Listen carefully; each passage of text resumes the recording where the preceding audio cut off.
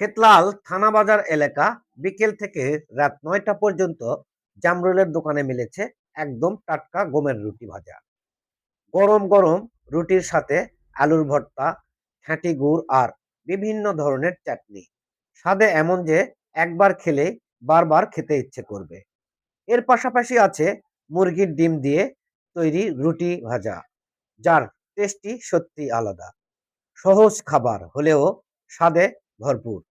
আজ জুয়েল ভাই, বিপ্লব ভাই সহ কয়েকজন মিলে খুব আনন্দের সাথে আড্ডা দিয়ে খেলাম। খাবারের সাথে গল্প, হাসি, আড্ডা, বন্ধুত্ব সব মিলিয়ে সময়টা ছিল দারুণ। দিনের ক্লান্তি কাটাতে এমন সাদামাটা কিন্তু মজার খাবারের কোনো তুলনাই নেই।